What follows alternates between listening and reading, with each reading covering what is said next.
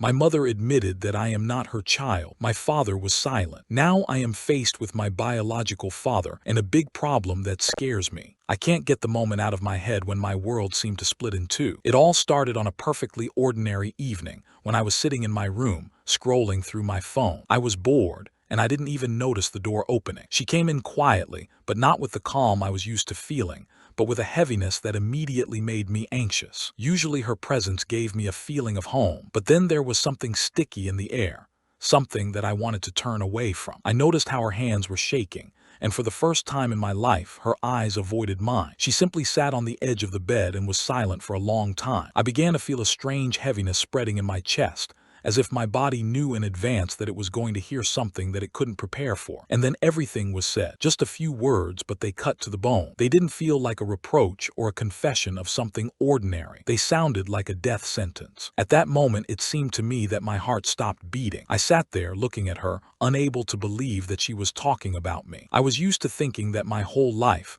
my whole story began with the two of them, with the people I knew as my parents, and that there was some special connection between us, something like an invisible thread. But in an instant, it all seemed to break. I heard no explanation, no attempt to soften the blow. Just a fact, dry and cold, as if she was talking not about me, but about some stranger. Dozens of memories immediately began to flash through my head. I remembered how we went on vacation together, how she laughed at my stupid jokes, how she supported me at school when I had problems. And all these images that used to warm me suddenly turned into mockery. I began to feel like a stranger even in my own room. I tried to find something that would confirm the previous reality, but everything that was turned into emptiness. And the worst thing was that my father knew all this time. I understood it immediately because there was something in her voice that was impossible to hide from the person living next to me. He was always there, silent, sometimes strict, sometimes warm, but always the one I could call my father without a shadow of a doubt. And now his every silence, every look turned into betrayal. I caught myself not being able to remember when exactly I began to feel the cold in him, but now every memory seemed suspicious. I felt not just lost, but thrown out of my own life. In the evening, I closed the door and turned off the light. I lay in the dark and heard them moving around the house. I could no longer perceive these sounds as something familiar. Each of their steps seemed to distance me from them. I wanted to scream. I wanted to break something, but there was only silence inside. I felt like something had died inside me. I thought about what family meant, and I couldn't find an answer. If those you knew as parents could keep such an important truth a secret, then what remained real? I didn't know who I was anymore. I didn't know who to trust or whether I should even try to trust anymore. I just lay there and thought that maybe I'd been living someone else's life all this time, one that had been lent to me. And the worst thing was that I didn't know how to get mine back now. I avoided looking him in the eyes all day, even though he seemed to be deliberately trying to act as if nothing had happened. His usual manner of walking around the house, taking a mug of coffee, settling down on the couch with a newspaper and remaining silent seemed so ordinary that it irritated me more than anything else. I caught myself thinking that every silence of his now sounded louder than any word. I wanted him to say something, to admit that it was all true, that he realized the damage this silence had done. But he kept moving through the house as if nothing was happening. At some point, I couldn't take it anymore. I walked into the living room and just stood in front of him, not looking away. He looked up, and for the first time in a long time, I saw something in them that was hard to describe. There was no calm there, no sternness like I was used to. There was weariness. I realized that he knew why I had come even before I opened my mouth. The words came out of me in chunks. I said everything that was stuck in my chest, everything that had been tormenting me since that night. I asked him how he could remain silent, how he could look at me all these years, knowing the truth, and never admit it. I asked him what his advice, his rare praise, his silent presence next to him meant back then. He listened, and I could see his face tightening, but he didn't interrupt. And that infuriated me even more. I felt like if he kept quiet now, there would be nothing left between us.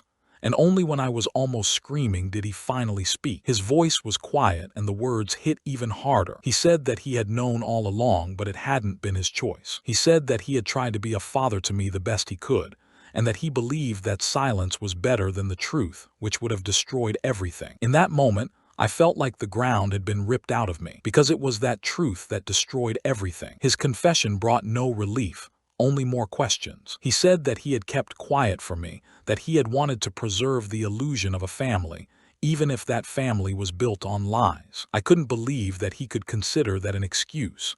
It seemed to me that he was saying it more for himself, to absolve himself of guilt, than for me. I saw something like regret in his eyes, but it didn't change anything. I felt like everything that was between us was falling apart right now. I realized that I couldn't be in the same room with him anymore. I just turned around and left, slamming the door so hard that the house rang. In my room, I sat on the floor and stared into space for a long time. I felt neither anger nor pain, only emptiness. I began to wonder who I was in his eyes now. Was I a real son to him or just an obligation, a part of someone else's story that he had to uphold? I thought that maybe he never saw me as who I thought I was, that maybe every look he had ever given me had a foreign tint, and that made it even harder. That evening I heard him come in, but I pretended to be asleep. He stood by the door and then left, and that silence was the loudest of all. I didn't sleep almost all night. I just lay there and listened to the house breathe with a silence that was unbearable. I waited for one of them to come in to try to talk, but it didn't happen. In the morning, I went out into the kitchen where my mother was sitting with a cup of tea, her face as tired as my father's had been the day before. I sat down opposite her and immediately realized that I couldn't hold it all in anymore. I asked her why now, why after so many years she had decided to destroy everything we had. I spoke quickly, barely breathing, and every word was filled with resentment. She was silent for a long moment, and then she looked straight at me as if she was about to confess something else. Her voice was quiet, but each sentence cut deeper than a blow. She said that she could no longer hide it because time was running out, and one day I would still find out, only much worse. She said that the truth had become a burden she could no longer bear, that every morning when she saw me, she felt guilty inside. But this explanation did not bring relief. I felt as if I had been betrayed again, this time not by the silence, but by the fact that all of this was the result of her choice. I asked her who my real parents were. She looked away, and at that moment my father walked into the kitchen. I knew immediately that the conversation would not continue as I expected. He sat down next to me and said that he wanted to talk too. There was something new in his voice, something like a determination that I had not noticed before. He said that the truth I had heard was only half the story, and that my mother had decided to tell me now for a reason. He said that there were circumstances that had remained hidden all this time, and they concerned not only my origins but also their own choices. I felt everything inside me tighten, as if my body was preparing for a blow, and the blow came. He said that my biological father wanted to find me, that a letter had recently arrived, and my mother realized that she could no longer hide it. I sat there, unable to believe that all this was really happening. It turned out that they had known about it for some time, but had kept silent, hoping to resolve it between themselves. And only when it became clear that there was no escape did my mother decide to confess. I looked at them and felt everything inside me break again. It hurt me not only that I had learned the truth, but also that I was once again the last one to know about something that directly affected my life. I asked them why they had decided to decide this for me, why they thought they had the right to decide what I should and should not know. My father exhaled heavily and said that he was afraid of losing me completely, that he thought that if I found out, everything would fall apart. He said that all this time he considered me his son, no matter what, and that silence was his way of keeping us together. But now silence was what was tearing us apart. I didn't know what to say. On one hand, I felt furious and hurt. On the other, there was something in his words that rang true. I could see that he wasn't saying this to justify himself, but because he couldn't keep it all inside anymore. And that made it even more painful. I left the kitchen feeling like the walls of the house were pressing in on me, like I was suffocating. I walked down the hallway and thought that my life would never be the same again. Now somewhere out there, beyond this house, there was a man who wore my face, my blood, and who had been somewhere nearby all this time but outside my story. I felt like I needed to see him, that I couldn't move on until I found out who he really was, and why they had kept me hidden from him. But at the same time, I was afraid that the meeting would be another blow that I couldn't bear. That evening, I locked myself in my room again and sat in the dark for a long time. I tried to imagine what would happen next, and I knew that there was only one thing ahead, the path to the truth, whatever that might be. But I also knew that the conversation with my father was not over yet. There were words left between us that had to be said, and deep down I knew that it was he, not my biological father, who had determined who I grew up to be. And this contradiction tore me apart. For days I avoided any conversation, trying not to engage with them more than necessary, and the house became a place that did not give me peace, where every wall was a reminder that everything had collapsed. I found myself lingering outside more and more often, just to avoid returning to where the truth hung in the air. But that evening, she knocked on my door herself. I opened the door and saw her face, and I knew immediately that she had something she had not said before. She came in slowly, as if every movement was an effort, and sat on the edge of the bed. I felt my heart squeeze, because I knew that if a conversation began like this, it meant that I was about to hear another blow. She looked at me for a long time, as if she was trying to find in my face at least a hint that I was ready to listen. And finally her voice sounded quiet, almost a whisper, but that made it even heavier. She said that she had decided to tell the truth not only because of the letter, but also because she could no longer be sure that she would have enough time to explain everything. It took me a while to understand what she meant, but her eyes already said more than words. She admitted that she was ill, that the diagnosis had been made recently, and that she had hoped until the last moment that everything would be fine. But the doctors had not given her such confidence. She said that she could no longer live with the thought that she would leave, and I would remain in the dark. The words fell on me like cold water. I sat there, unable to believe that this was reality. Everything that had seemed hard enough turned out to be only the beginning. I felt how the anger inside me collided with pity, how the desire to scream was drowned in the pain of the fact that I could lose her. She continued talking, and every word she said cut. She said that all this time she had been looking at me, and seeing not only the son she had raised, but also the child who could have been taken away from her if the truth had come out sooner. She admitted that her fear of losing me was stronger than the need to be honest. And now that life had become fragile, she realized that there was no point in lying anymore. I listened and didn't know what to feel. On the one hand, a wave of resentment rose up inside me for being deprived of the right to know the truth earlier. On the other hand, here in front of me was a woman who could disappear, and her words were not an excuse, but a desperate attempt to leave me with at least something real. I noticed how her hands were shaking, and for the first time in my life, I felt afraid not for myself, but for her. Everything was mixed up in my head.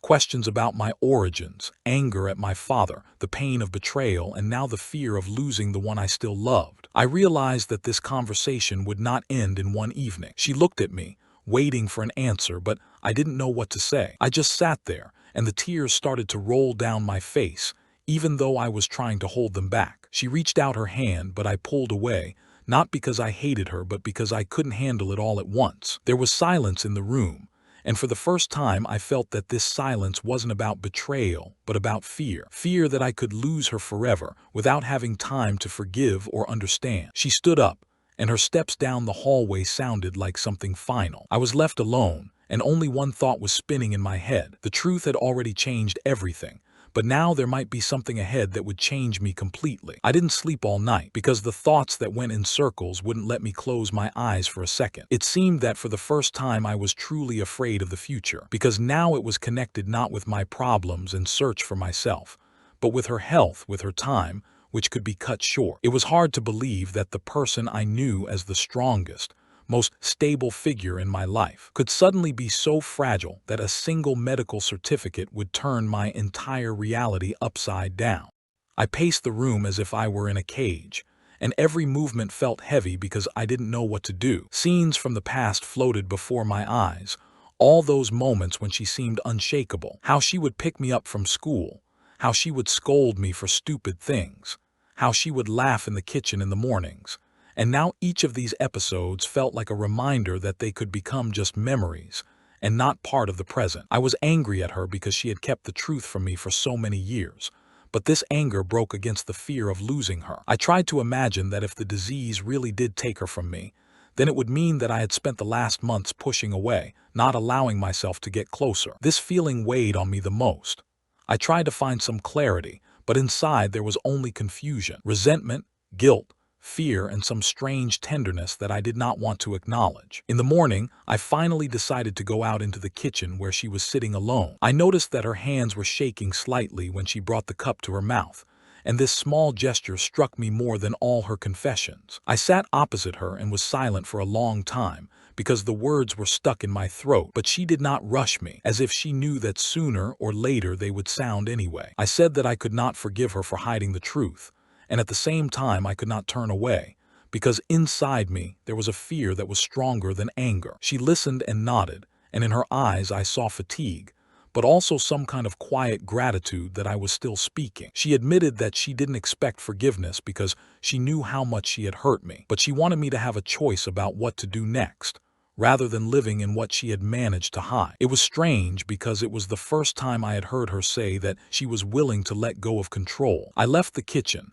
and spent the entire day thinking about how her illness was changing everything. Whereas before I had thought I had an infinite amount of time to deal with the hurt, now every second felt precious and couldn't be wasted. But at the same time, I was afraid that if I gave in to pity and forgave her too quickly, I would betray myself and all the feelings that had been building up inside me for so many years. In the evening, I tried to talk to my father, but the conversation quickly turned into a confrontation. I told him that all this time he had not only been a silent witness, but also a participant in the betrayal. He tried to explain that he had held on for her sake, that he had seen her torn between the fear of losing me and the fear of losing the truth, and that silence was the only way to maintain some kind of balance. But at that moment, I could not hear excuses. I told him that he had deprived me of the right to choose, and that hurt no less than her confession. He fell silent, and for the first time in all that time, I saw something like confusion on his face. Not anger, not the usual cold seriousness, but confusion. I realized that he, too, did not know what was right, that he himself had become a hostage of this story, but it was difficult for me to admit it. I locked myself in the room and was once again left alone with my thoughts. And then a strange thought entered my mind. Maybe everything I felt now was the truth they had kept silent about for so many years. The truth is that family is not always built on blood or words.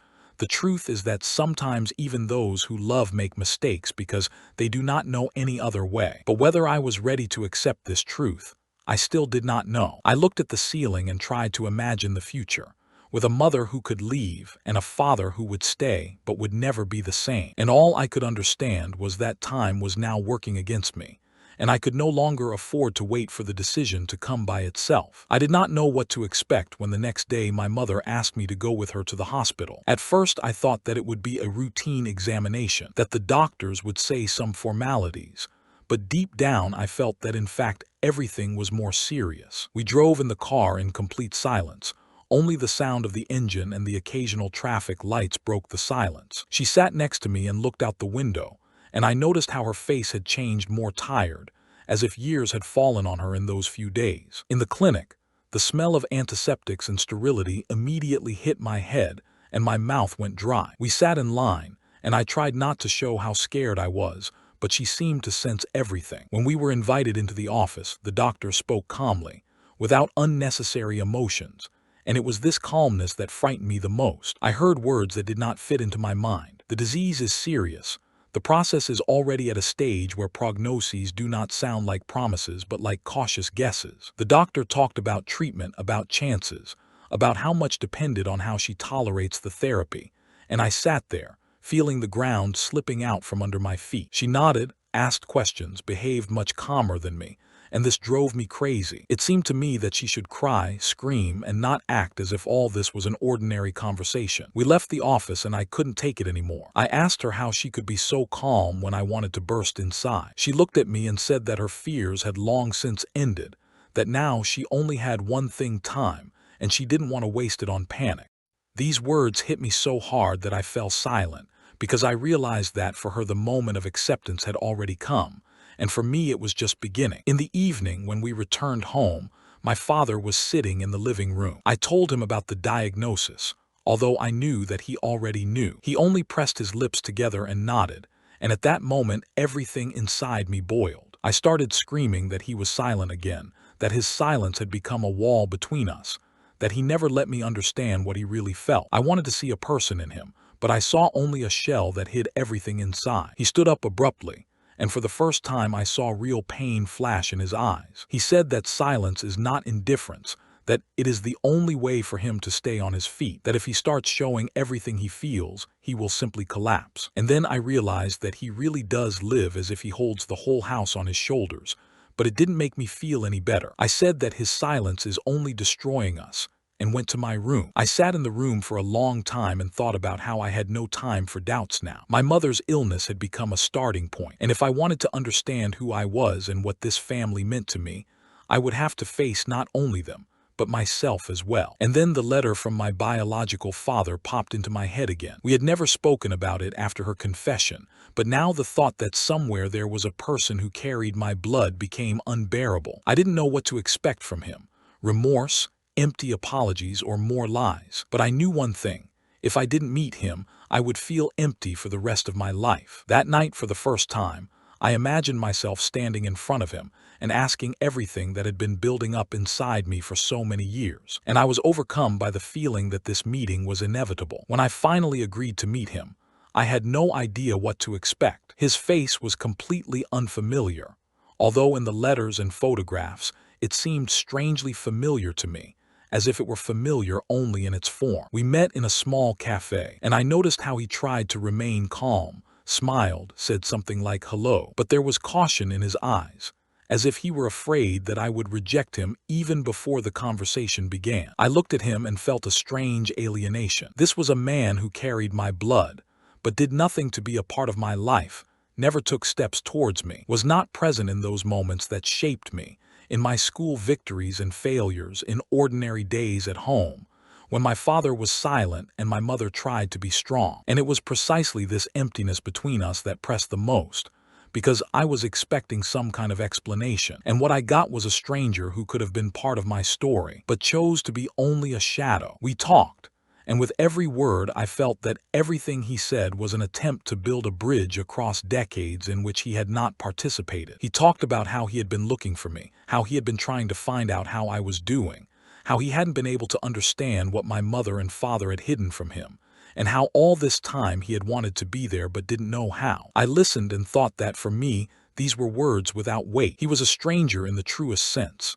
There was blood, a theoretical connection, but no life. I tried to figure out how to react, and everything inside me was mixed up: anger at my parents, at him, at myself for letting this ruin so much time, the fear of losing my mother who was sick, and the feeling that my life was in pieces that no one could put back together. And then a problem arose that I couldn't ignore. At one point he said that he wanted to introduce me to people who could prove our relationship, with documents, medical tests, a family history that I never had. And I realized that this wasn't just a meeting. It was a decision that could change everything forever. Because if I acknowledged him, part of my past would be called into question. Part of my understanding of my family would disappear. And if I refused, I would close the door forever, depriving myself of the chance to learn anything about the person who could have been a part of my life. I felt everything inside me shrink, as if every cell in my body knew that the decision would be painful. I wanted to get up and leave, but I couldn't. Word after word he tried to get through to me spoke of hope, of the fact that we could build something together. But all I saw was the emptiness that had been between us until that moment, and the feeling that this person had come too late. I thought about my mother, about her illness, about how time waits for no one. And in that moment the fear arose that if I lost her, I would also lose the chance to understand who I really am, because one part of the truth was now in the hands of a stranger. I began to realize that this whole meeting was not just an introduction, but a test. Would I be able to accept a stranger as a part of myself? Would I be able to trust someone who had never been there, and at the same time preserve what I already had? Everything was burning inside: anger, resentment, pity, fear, curiosity, the desire to understand and push away at the same time. I told him that I could not call him my father because he was not one, and that for now he was a stranger to me, albeit with blood. But he listened without offense, as if he was waiting for these words. And then I realized that the meeting itself is already a solution. We met, we talk, we are looking for a way, even if it is slow, painful, and strange. But the problem remained: how to live with this information now, how to accept a stranger into your life, when your memories and relationships with your adoptive parents have already shaped you, and the truth is right before your eyes and requires actions that you are afraid of. I left the cafe, and the city seemed just as ordinary, but for me everything had changed. Now I had a choice: to try to build a new story with a stranger,